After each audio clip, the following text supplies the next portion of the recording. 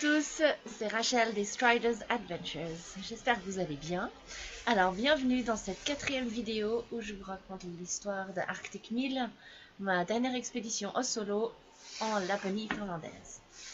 Je m'habille un peu parce que je fais la vidéo dehors aujourd'hui et là il commence à faire un peu frais. Alors, voilà. Aujourd'hui, j'aimerais continuer avec le récit, la suite, comment ça s'est passé une fois que j'ai réparé mes skis, trouvé tout mon matériel. Mais avant, je voudrais faire une parenthèse parce que c'est une question qui revient souvent et qui donc je pense intéresse plusieurs personnes et je pense qu'il faut que je précise un petit peu. C'est par rapport au tracé et comment est-ce que j'ai navigué tout au long de ces 3 semaines mon Arctic 1000. Donc pour vous replacer le contexte, j'avais vraiment voulu créer ces 1000 km, enfin faire ce parcours de 1000 km, c'était l'idée de faire 1000 km en Laponie. Et quand j'ai commencé un peu à chercher qu'est-ce que je pourrais faire, etc., j'ai repensé au challenge qui avait été créé par Alex Casanovas de faire le Extreme Lapland Challenge, qui est donc 40 waypoints, je ne sais pas comment on dit ça, waypoints qui sont placés depuis Rovaniemi jusqu'à Inari et retour sur Rovaniemi. Et l'idée, c'est de naviguer d'un waypoint à l'autre comme on veut. Le but vraiment c'est de trouver la route qu'on veut et par les moyens qu'on souhaite également. Donc je me suis basée là-dessus pour créer ma route et vraiment comme le but c'est d'aller d'un waypoint à l'autre, après c'est vraiment de trouver la meilleure route possible. Donc des fois c'est sur des pistes enneigées, de motoneige, etc. Et ben des fois il n'y a rien du tout. Donc c'est au travers de la forêt, au travers des étangs, au travers des lacs. Voilà, on passe des rivières, etc. Donc vraiment le but, c'est... Je m'excuse, c'est mon voisin qui arrive juste maintenant. Voilà, c'est les Johnny Live. Donc vraiment, il n'y a rien, il y a pas forcément de chemin ou quoi que ce soit. Après, souvent, il y avait des chemins... je vais juste lui dire comme ça, parce que sinon, ça va me faire du bruit. Il est juste trop cool. C'est lui qui est venu fixer mes skis, en fait. Qui était venu au bord de la route fixer mes skis. Donc, je reprends. Parfois, on voit très bien que c'est des routes, c'est des chemins en été. Simplement, là, et surtout cette année où il y avait tellement de neige, ben, les chemins, ils sont intacts. C'est-à-dire que personne ne les a utilisés de tout l'hiver, en tout cas pas depuis très longtemps. Et ce qui fait que c'est impossible d'aller autrement qu'à ski. Je pense qu'avec le poids de la poulka, même en raquette, ça serait impossible. Et encore moins en fat bike ou... Voilà, ça serait juste oublié. Donc ces pistes-là, après selon les années, certaines de ces pistes sont plus ouvertes, enfin, c'est-à-dire elles sont plus utilisées par les éleveurs de rennes qui viennent en motoneige. Et puis donc ces traces-là, on peut les suivre pour autant que ça aille là où on veut. C'est pas toujours le cas, ou juste un petit bout, puis après il y a à nouveau plus rien. Les autres types de routes que j'ai eues, ben, c'était soit des pistes motoneige qui sont donc tracées, il y a les panneaux, on voit où elles passent, mais elles sont peu ou pas utilisées. Et après, il y a les grandes, très utilisées, qui sont comme les autoroutes. Donc là, c'est super pour avancer. On fait de la distance. Souvent, même, elles sont bien entretenues, assez damées, donc ça va vite. Par contre, ben là, il faut faire attention parce qu'ils vont vite en motoneige et ben, personne ne s'attend à voir une miss à skier avec sa poulka. Donc voilà, on est à ce moment-là, il faut vraiment juste se mettre de côté parce qu'on est tout sauf priorité. C'était un petit peu ce que j'ai eu. Après, il y a des moments où je suis tombée sur des routes qui sont ouvertes. Et que j'entends ouvertes, elles vont à un village ou en tout cas un hameau à un autre. Parce que les villages, il ne faut pas l'entendre à l'européenne centrale. Hein, c'est 3 maisons. Voilà, c'est vraiment tout petits endroits. Et puis du coup, bah, là, c'est des routes ouvertes qui sont en général bien verglacées. Ou enneigées s'ils n'ont pas passé le chasse-neige. Mais au moins, ça avance bien. Et ça, c'est en général jusqu'à fin mars. Après, ben, c'est du goudron, donc ça roule pas forcément bien. Du goudron ou alors de la terre. Mais sinon, il n'y a jamais de single track ou de petits sentiers. C'est soit des pistes en forêt large, soit il n'y a rien du tout. Parce que les sentiers, évidemment, on peut les voir qu'ils sont aussi des mètres et des mètres de neige. Voilà. Après, il y a les lacs qui sont beaucoup plus simples parce que eux, ils sont bien lisses.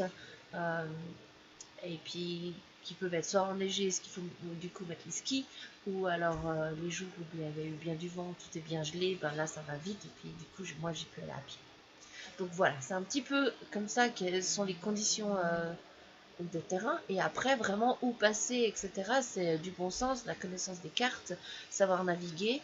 Moi j'avais un GPS avec mon tracé initial que j'ai changé à partir de un peu avant Salé Salka, puisque j'ai dû aller dans cette station de ski pour résoudre mon problème de ski et de sac de couchage.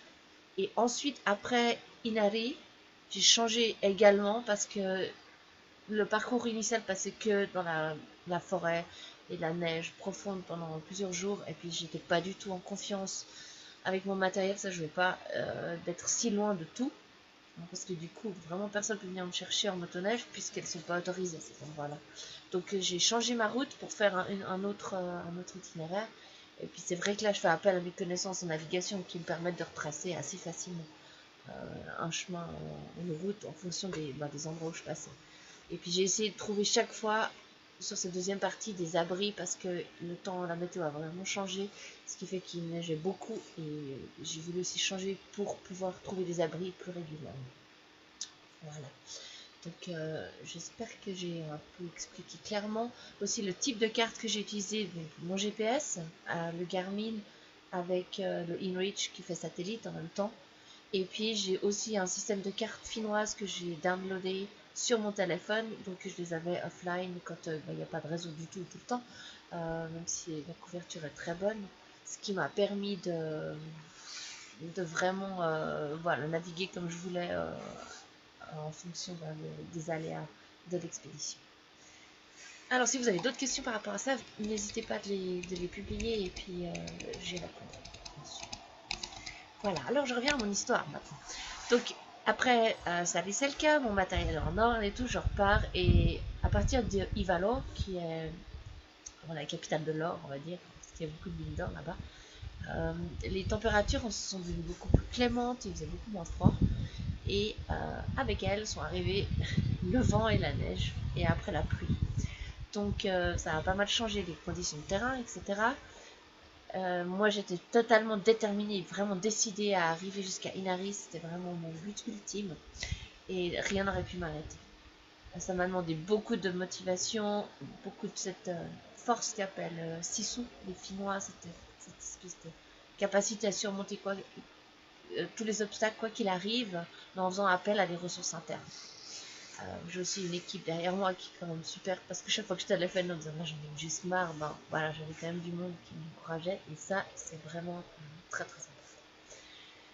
La traversée du lac Inari reste quand même un moment super fort, cette expédition.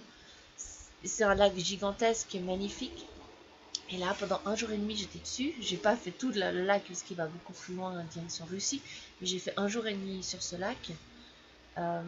Le premier jour c'était assez impressionnant. Bon, il n'a pas fait très beau, il y avait beaucoup de neige, de vent, mais ça allait, les conditions étaient bonnes. Et par contre, le deuxième jour, j'ai eu 20 km de vent de face, vraiment fort, avec la neige, la pluie après. Donc ça, c'était super difficile, vraiment rude. Et des moments, j'en pouvais plus, je me disais, mais je vais jamais y arriver, c'est que 20 km et j'avance pas. Et ça, c'était je me suis dit, faut arrêter, en pleurant tellement j'en avais marre de pas, juste pas pour avancer, quoi. Parce que voilà, mais les petits 50 et quelques kilos, ben, du coup, c'est pas le poids face au vent et la polka. Ça, c'était rude. Mais quand je suis arrivée à Inari, ce que je me souviens, et c'était juste magique, à ce moment-là, il y a le soleil qui est arrivé, il a arrêté de pleuvoir. Et je me suis dit, non, ça, c'est quand même incroyable. Donc, ça reste un moment super fort de cette expédition.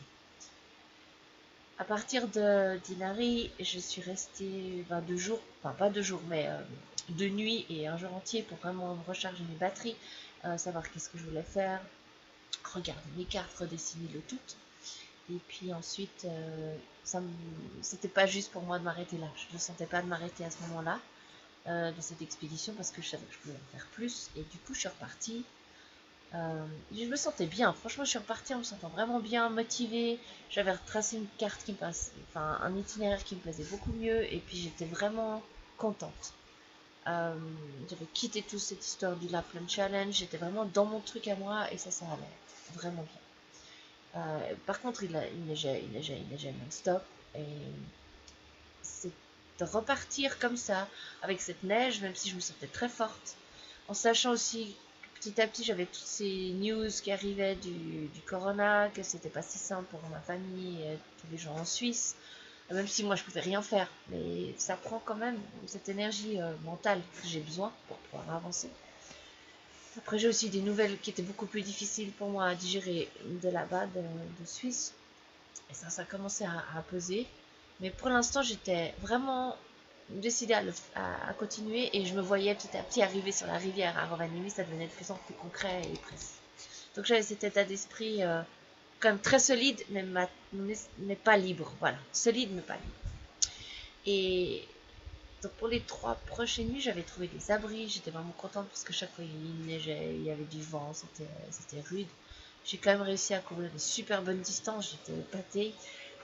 Non, donc physiquement ça allait bien. Mais mentalement je commençais à fatiguer. J'avais de la plus de peine à encaisser des détails, etc.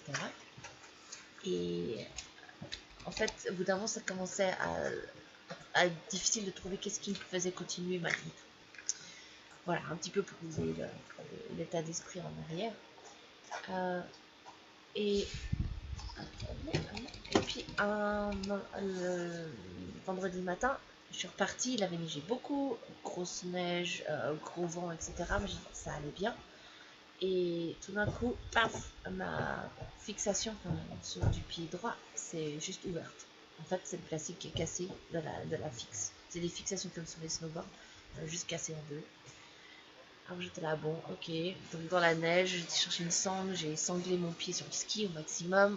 Évidemment, je ne pouvais pas enlever les peaux à ce moment-là parce que il neigeait trop, c'est trop humide, ça n'allait pas le faire.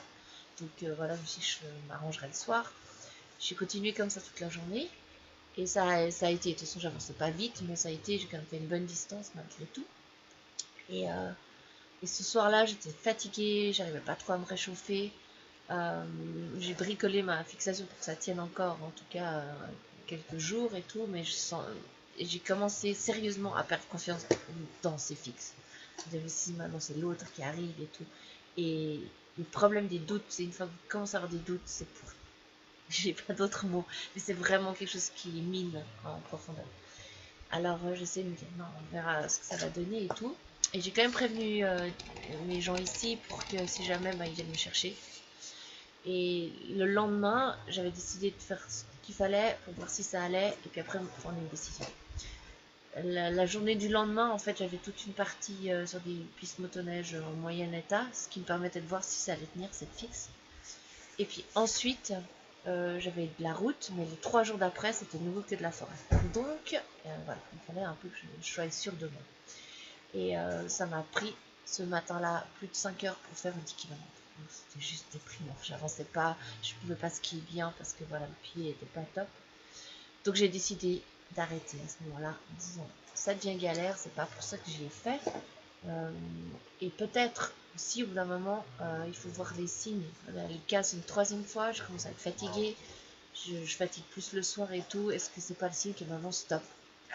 Et en fait, au fond, j'avais quelque chose qui me disait que c'était plus juste de continuer. C'était le moment d'arrêter. J'avais ce souci par rapport à la Suisse qui commençait à devenir pesant. Et j'arrivais plus à faire la part des choses. Donc en même temps, comme moi je suis toute seule pour gérer, je peux pas me mettre en danger parce que le soir il n'y a personne pour faire mon feu ou cuire mon eau si j'en ai plus. Donc là, ça se sentait plus très bon, on va dire, et je me suis dit non, maintenant j'écoute cette intuition qui est très forte, que c'est plus, il faut arrêter. Et j'ai pas du tout regretté d'avoir arrêté, vraiment pas. C'était le moment. Je suis super contente d'avoir réussi à aller jusque là vu les conditions cette année-là. Je pensais pas que j'étais capable de tirer cette poule en haut et monter pareil dans des conditions pareilles. Donc quelque part, avec tous les obstacles que j'ai surmontés, toutes les peurs, tous les démons personnels que j'ai réussi à passer, euh, pour moi c'est plus un succès qu'autre chose. Et les derniers, c'était, je trouve, plus des red flags, des signaux qui disaient non, maintenant stop, ça suffit. Aussi, tout le long, je fais tout ça, même si c'est difficile, j'ai du plaisir, j'aime ce que je fais pas ça parce que Parce que c'est la galère depuis le début, non, parce que c'est l'aventure et puis que je sais que je suis capable et que j'adore cette adrénaline-là. Euh, mais il faut quand même que ça reste du plaisir. Et je pense que c'est la clé pour pas avoir de blessure ou avoir d'accident. Et honnêtement, c'est exactement ça. J'ai jamais de blessure, rien. J'ai eu des petites cloques, mais c'est tout.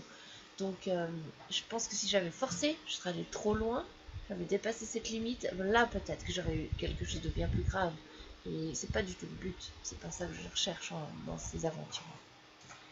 Donc maintenant, il faut un peu que je gère le tout, que je digère tout ce qui s'est passé. Euh, Comme j'adore écrire, je suis en train d'écrire la suite de mon premier livre qui n'est pas encore tout à fait fini mais qui va arriver pour raconter tout ça parce qu'il y a tellement à raconter que c'est pas en 4 vidéos que je pourrais tout vous dire. C'était une aventure juste incroyable et maintenant quand je réalise avec cette histoire du coronavirus qui arrête tout, qui bloque tout, c'est que pour moi finalement l'inconnu, voyager, naviguer à travers l'inconnu, c'est quelque chose que je fais depuis tellement longtemps et chaque fois que je pars en expédition, en aventure. Et ça rend pas le fait de naviguer dans l'inconnu plus facile, mais ça rend... Quelquefois, je sais qu'il y a quelque chose toujours au bout. Il y a toujours quelque chose de mieux au bout, toujours quelque chose d'incroyable qui attend après. Donc il faut juste continuer un jour après l'autre, 1 kilomètre après l'autre, et on continue. Et après, et ça ira mieux forcément. Ça, je le sais. Je l'ai testé, je l'ai vu expérimenter tellement de fois. Et cette situation maintenant, elle force tout le monde entier, à se calmer, à s'arrêter et à naviguer en terre inconnue. Parce que c'est vraiment ça, on ne sait pas de quoi va être fait demain, on ne sait pas ce qui nous attend après, combien de temps ça va durer, etc. Donc c'est pas la même aventure, mais c'est une aventure aussi. Et je suis pas sûre que tout le monde soit aventurier, c'est pas évident pour tout le monde, mais ça nous force à prendre ce challenge en cours parce qu'on n'a pas le choix. Et aussi, je trouve que c'est très bien parce que maintenant, euh, comme ce que j'ai vécu moi, la théorie, c'est voilà, on la remet au placard, c'est du vécu. On peut plus se cacher derrière des belles phrases et tout. On est obligé de vivre ce qu'on dit tout le temps, d'être dans le présent, de changer nos habitudes, etc., d'être plus authentique, de laisser tomber les masques, parce que c'est juste exactement ça. Et moi, pour survivre, entre guillemets, dehors, si j'étais fausse ou si je me mentais à moi-même, ça n'a rien à voir à mentir aux autres, mais c'est à soi-même, je tiendrais jamais, j'aurais jamais tenu tous ces jours-là, dehors, dans le froid. C'est uniquement parce que je suis, moi, authentique et connectée à moi-même, à ce que je suis au fond, que ça marche.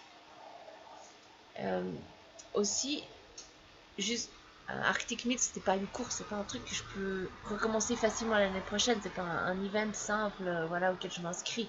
C'était un énorme projet qui m'a demandé beaucoup d'énergie à moi, mais aussi à tout mon entourage, de soutenir, de faire face à ça. Et en soi, ça a déjà tellement de valeur, tellement d'aventures incroyables et d'expériences. Et ce qui se passe maintenant, c'est un peu la même chose. C'est que j'espère que ça va réveiller les gens à un niveau plus profond. C'est que oui, ça remet en question, oui, c'est difficile, on ne sait pas ce qui va se passer, il y a plein de questions et tout. C'est une période un peu bizarre, c'est difficile par moments, mais en même temps, en soi, c'est une aventure et puis elle vaut la peine parce que tôt ou tard, ce sera fini.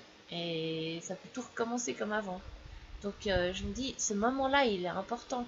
Comme les moments de galère dans mon expédition, de galère ou plus difficiles, après ils sont finis. Et il me reste que, je peux vous transmettre ça maintenant, mais ça va vite finalement. Donc je me dis, voilà, essayons d'être vraiment dans ce moment, de vivre nos expériences à fond, quelles qu'elles soient.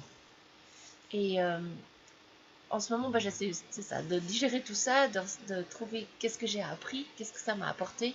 Et puis tôt ou tard, ce sera le temps d'une nouvelle expédition, une nouvelle aventure. Mais c'est trop tôt pour l'instant. Maintenant, j'aimerais juste vous dire ce que j'en ai retiré à ce jour de mon Arctic 1000.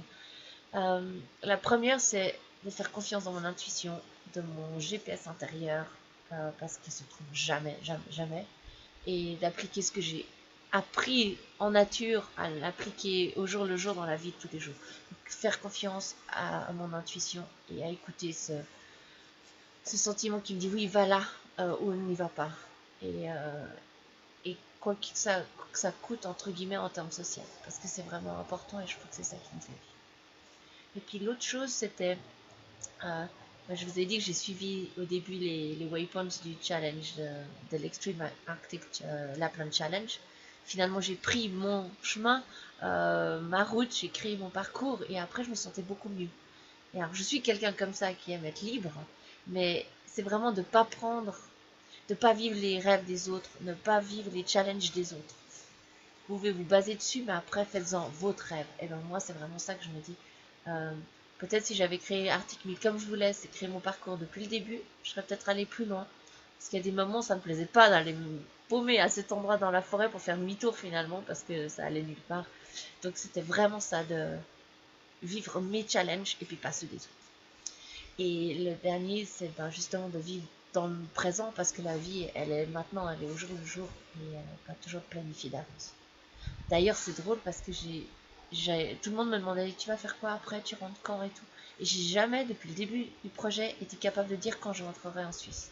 Et maintenant, avec ce qui se passe avec le corona où je suis là en Finlande et puis je vais pas rentrer tout de suite, je me dis tiens, c'est drôle. J'avais cette intuition, elle était déjà là. Je pense qu'il y avait quelque chose qui ne me permettait pas de planifier d'avance les mois d'avril. Alors voilà. Donc, moi, ce que je vous dis, c'est que j'espère que vous avez eu du plaisir avec ces vidéos. Si vous avez des questions, bien sûr, posez-les. Et puis, je vais faire soit une vidéo où je répondrai à vos questions, et, je ferai une question-réponse. Ou sinon, je répondrai simplement dans les commentaires. On verra. Alors, merci beaucoup d'avoir suivi cette petite série de live. En tout cas, pour moi, c'était chouette à faire. Et puis, continuez de rêver, continuez d'avoir de l'espoir, continuez de croire en la magie, dans vos aventures, vos expéditions, quelles qu'elles soient, dans vos projets, parce